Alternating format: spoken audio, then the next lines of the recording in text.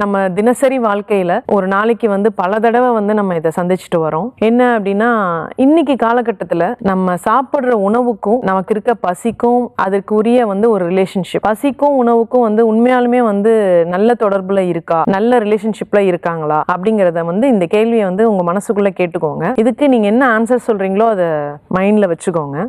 ஒரு பையன் இருக்கான். அந்த பையனுக்கு வந்து ரொம்ப ஜாலியான type. So anything he will be taking it very easy. Exam fear, exam stress, வா போய் பிரியாணி சாப்பிடலாம். ரிசல்ட்ஸ் வந்துச்சா, புவர் மார்க்ஸா, பீஸா சாப்பிடலாம். நான் தனியா இருக்கேன், ரொம்ப லோன்லியா இருக்கு, உடனே ஒரு ஐஸ்கிரீம் ஆர்டர் பண்ணி சாப்பிட்டுக்கலாம்.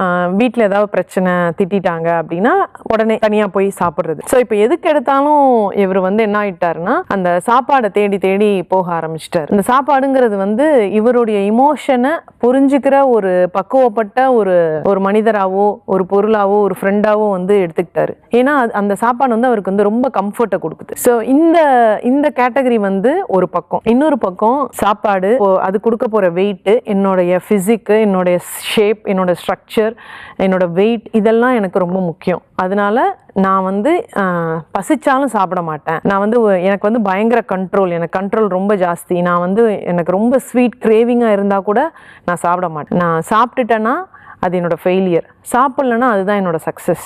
ஸோ என்னோட கண்ட்ரோல் வந்து என்னோட சாப்பாட்டு மேலே. பசிச்சாலும் நான் சாப்பிட மாட்டேன், ஏன்னா எனக்கு வந்து வெயிட் கெயின் ஆகிடும். ஆல்ரெடி வந்து அவங்க பார்த்தீங்கன்னா ரொம்ப தின்னாக தான் இருப்பாங்க.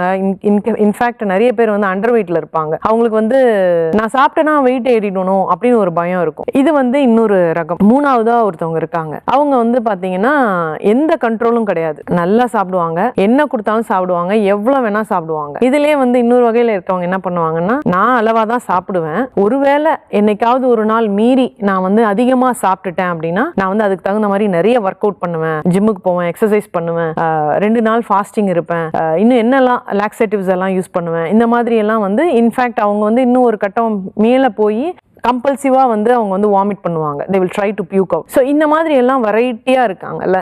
இது எல்லாத்துலேயுமே வந்து காமனா ஒரு விஷயம் எடுத்துக்கிட்டிங்கன்னா, இவங்க எல்லாருமே சாப்பிட்றாங்க, சாப்பிடாம இருக்காங்க. இந்த சாப்பாட்டுக்கும் பசிக்கும் வந்து எந்த விதமான சம்பந்தமுமே இல்லை. எல்லாரையும் கேட்கும் போது என்ன சொல்றாங்கன்னா, நான் பசிக்கும் போது சாப்பிட்றது இல்லை, ஒன்று பசிச்சா அந்த பசியை இக்னோர் பண்ணிடுறேன், வெயிட் ஏறிடும், இல்லை எனக்கு பசியே இல்லை ஆனால் எனக்கு சாப்பாடு தான் கம்ஃபர்ட் தருது, நான் ரொம்ப அதிகமாக சாப்பிடுவேன், எனக்கு வந்து சாப்பாடு கிடைச்சா போதும், நான் சாப்பிட்டுட்டே இருப்பேன். ஸோ இப்போ இதெல்லாம் வந்து பாத்தீங்கன்னா சயின்டிஃபிக்கா வந்து டேர்ம்ஸ் வந்து பாத்தீங்கன்னா அனோரெக்சியா நர்வஸா, ரொம்ப தின்னா இருப்பாங்க, அண்டர் வெயிட்ல இருப்பாங்க, பட் ஸ்டில் சாப்பாட்டுல கான்ஷியஸா இருப்பாங்க.